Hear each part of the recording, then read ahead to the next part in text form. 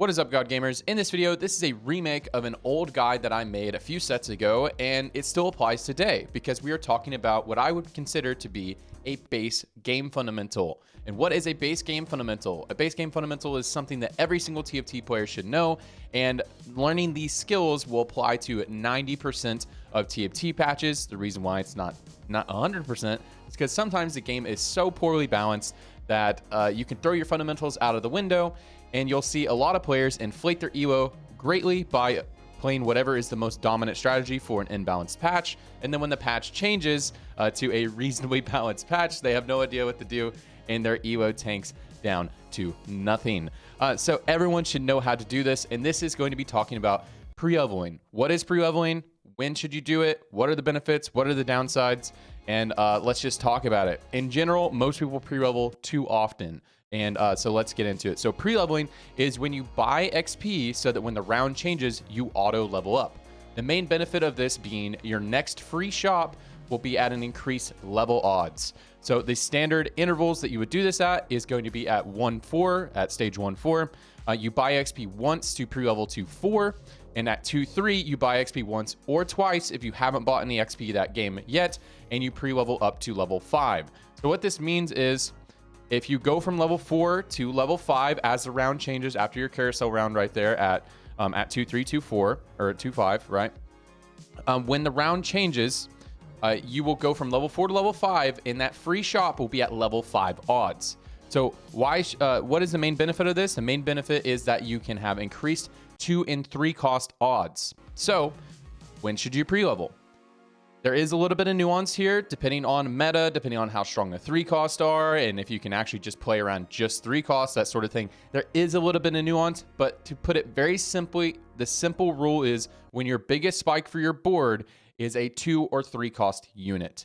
This is typically your biggest spike because you already have a 2-star 1 cost to play around. Now, when should you not pre-level? You should not pre-level when your board is weak and your biggest spike comes from a 1 cost 2-star.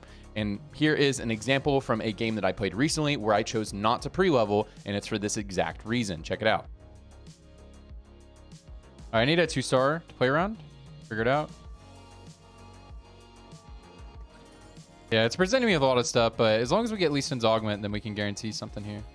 If not, we just hope we hit one. Oh, okay. Gotta hold everything here. Don't know what I'm playing.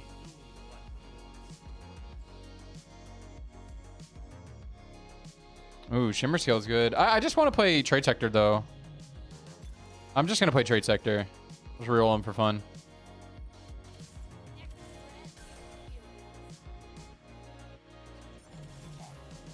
All right. Let's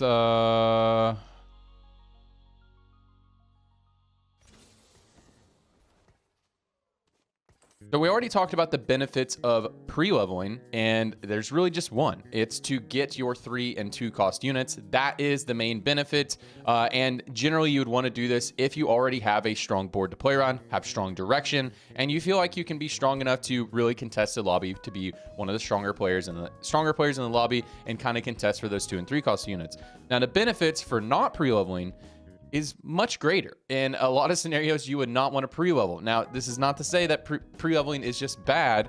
It's just far too many players pre-level when they should not. So the main benefits of not pre-leveling is you have so many more options by not pre-leveling.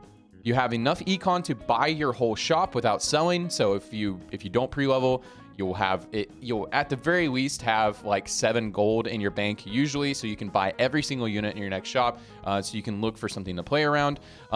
You can build your board around 2 stars that you hit. So especially in the example that I showed just a minute ago, I had a lot of options to play from, and had I have pre-leveled, I would have had less options to play from because I would have had less gold to buy units, and I would have had to sell things and make some difficult decisions.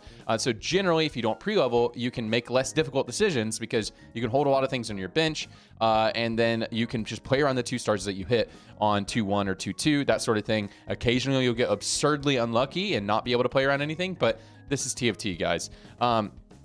So you can play around those 2 stars, and then if you don't hit, so if you're getting super unlucky, you can elect to just loss streak. So you actually have this door open to just loss streak.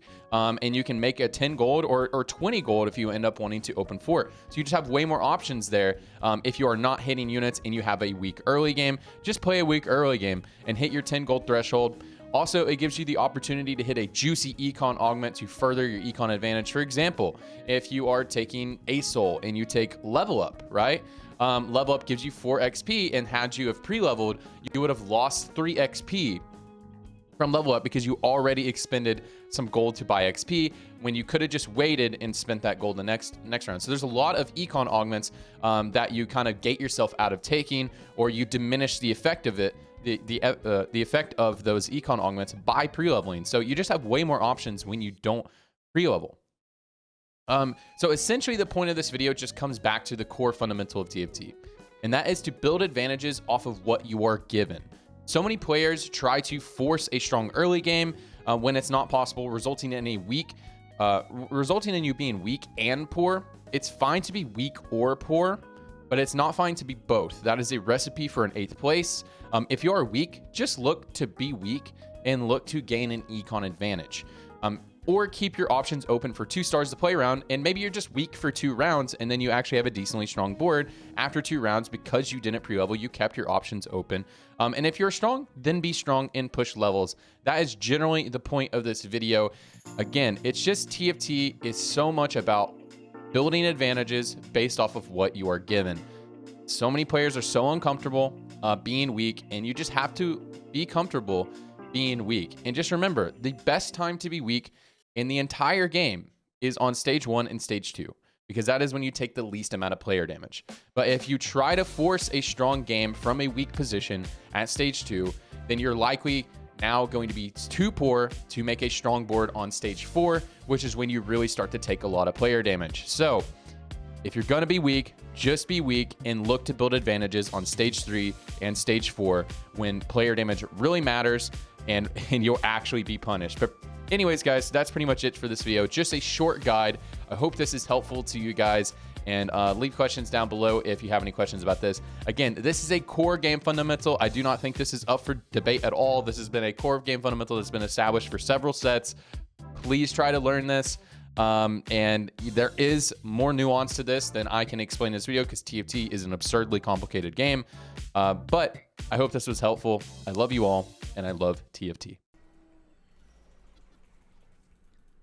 Wait, I traveled to his board, so do I win? This game is terrible. It is terrible. It is actually terrible. I travel to his board, so I win and I lose my streak. It is actually just terrible. The game is terrible. Like, it's actually just trash. There's just no fucking way that this is not fixed. It has been like this for, like, I don't even know how many sets. Like, can Riot Games just do something about it?